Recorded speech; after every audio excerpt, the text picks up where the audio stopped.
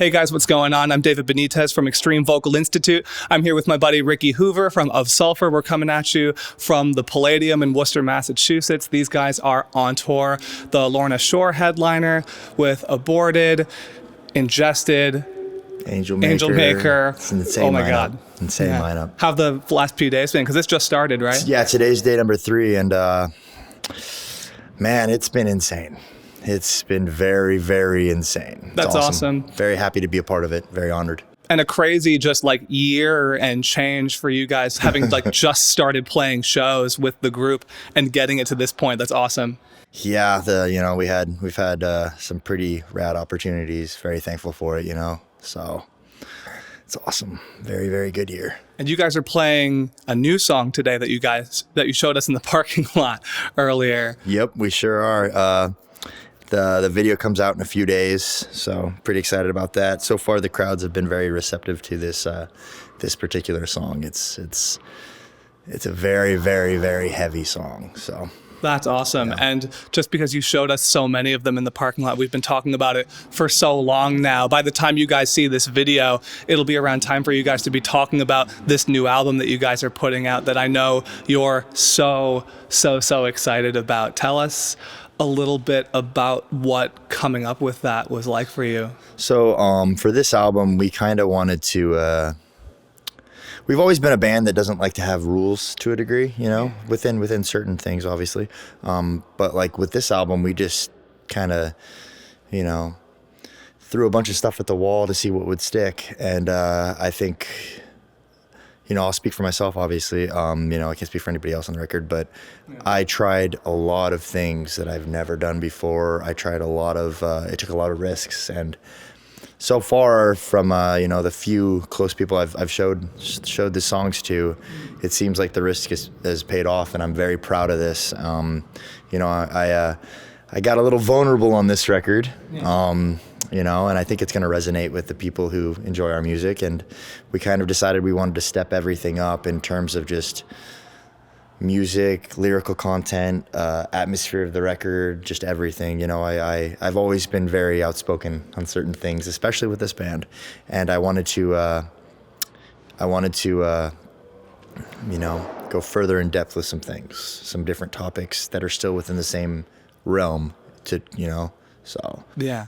And even different tones of voice, like when you would text me or call me, like when you were doing stuff like in the writing process over the last few months versus like when you flew out to LA to start tracking for the record, and you were showing me all these different kinds of voices you were working on with all the flexibility that you've found through everything that you've been doing and everything that we've been doing. Do you feel like, and this is where I think it gets interesting, especially for heavy music, because of how sometimes subject matter can get left behind a little bit.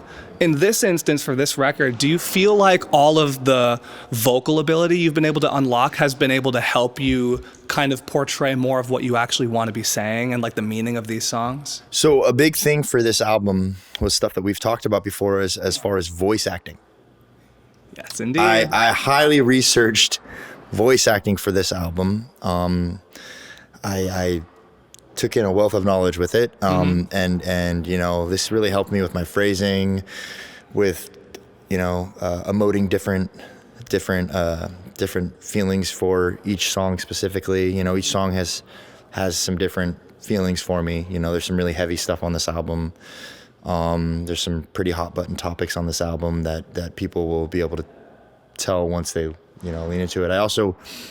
I found that different voicings work better for different topics, for me specifically. Yeah. So, just some stuff being super audible, whereas the other stuff still audible to a degree, but having to take some of that out of it kind of emphasizes more of the impact. It makes it more impactful. Mm-hmm. And that's, just the different techniques we've gone over, and me not really having any rules, just going out there and trying stuff and coming up with things that I've never done.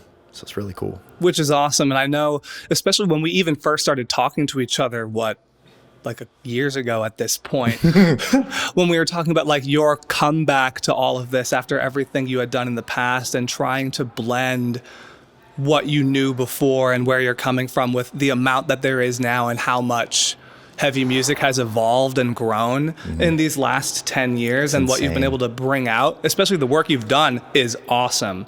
And Thank you.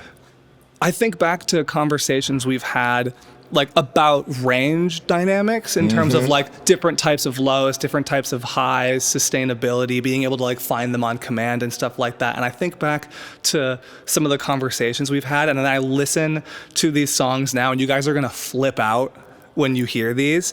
It must feel really, really good to have all of these different sounds you're after kind of in your back pocket the way you do now. You know, just different tongue inflection, different head voices and things like that made a huge difference for me. You know, different ways of projecting, finding the sound in different parts was monumental for me. And, you know, obviously practicing, obviously keeping my technique, you know, not just going for it too much, you know what I mean? Obviously there's stuff where you want to go for it a little bit just to get a specific sound, but you know, a lot of control, which is what we've learned, you know, you've taught me and I've learned. And yeah, we had extensive conversations when I was going into the studio asking about things. And I got to say, man, like I kind of, you know, I've been one of those guys who's pretty much hated my voice on everything. It's just, you know, it's just how I am. Like I hated my voice back in the day with the Suffocate stuff. I even hated my voice on the EP. It's just, you know, you go back and you're like, oh, I could have done that better. I could have done that better. And I'm sure I'll find that with this album too. But as of right now, I've never liked my voice better than I do on this album. I found everything I wanted to, and I did everything I wanted to, and I'm pretty stoked, you know. And I think it's because of this, because of the relationship you and I had, and the things you've taught me, and the things we've worked on, and the things I've practiced my ass off on.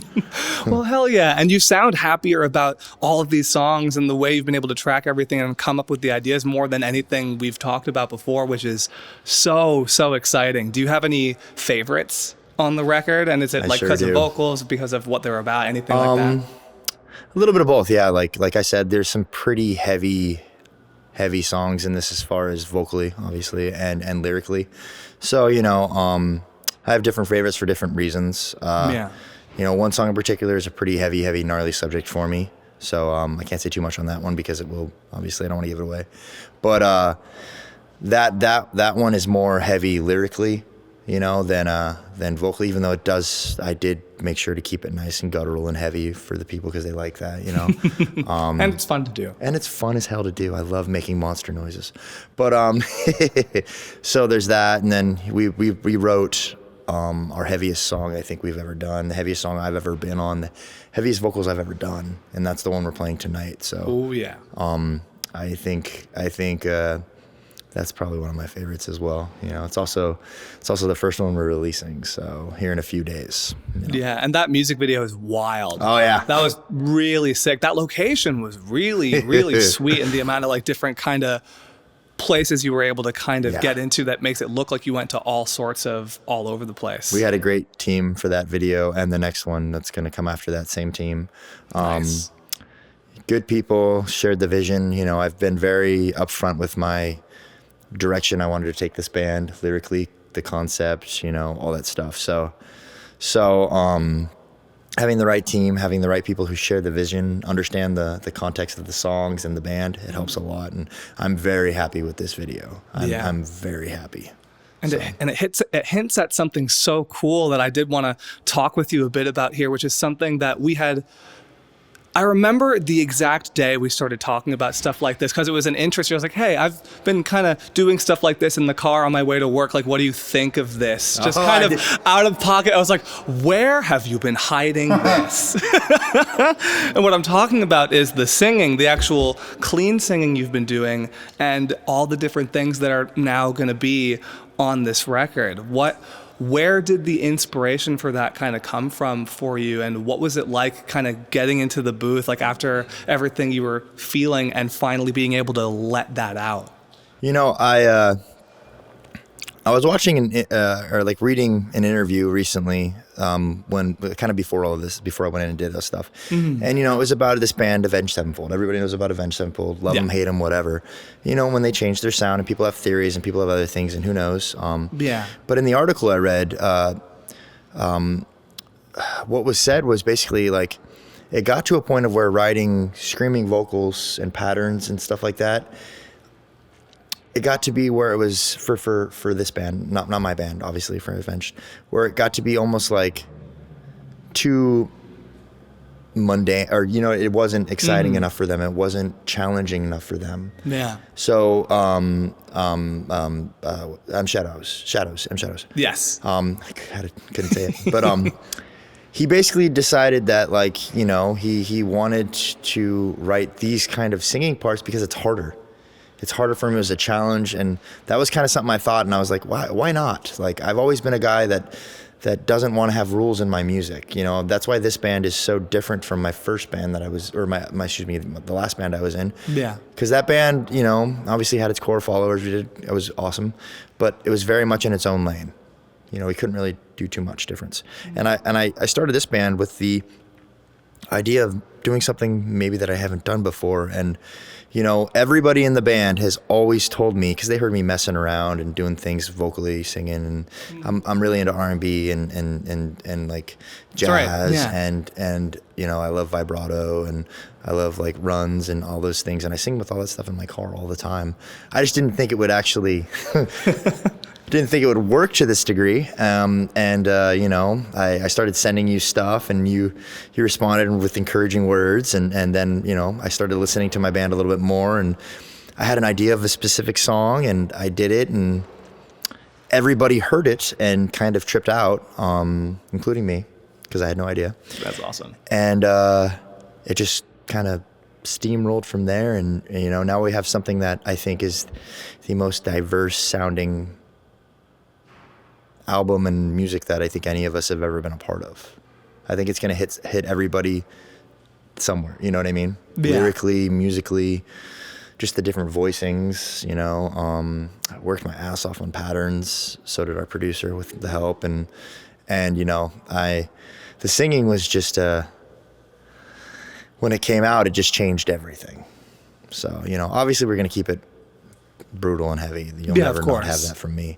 But, I don't like to put limitations, because you may lose some people, unfortunately, which you don't want to. But if it does happen, you're going to gain more people. Mm-hmm. And, and if a fan doesn't like you being adventurous and trying things, then there's other bands that they can stay with, Yeah, and you want to get people that are going to feel connection to what you feel the most passionate about, too. Not feeling like you necessarily have to pigeonhole yourself into one thing or another just for the sake of, like, how it's going to go, more or less, which I think is the coolest thing about what these last few months, what this kind of last year of the things we've been talking about, and what I've been able to see you going through and everything with the band, and as things have evolved, and as you've gotten your feet wet with touring and like playing these songs to people and figuring out more of what you want to do.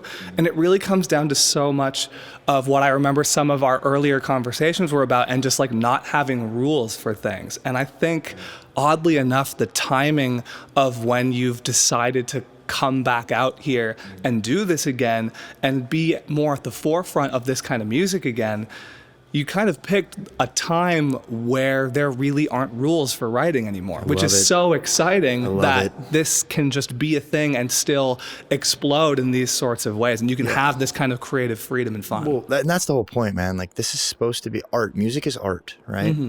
And like, I want to be able to experiment and have fun. Like, music's supposed to be fun. It's supposed to mean as much to you as the artist as it does to the fans. That's right. And if you do the same thing over and over again, if you're happy with it, that's cool. But for me, I'm not. I wanna try new things, and I wanna, and it's like you said, I think people are so much more accepting of different styles of music now. Like, I mean, all these bands that are gnarly heavy are doing these cool different things. It's wild. And it's wild.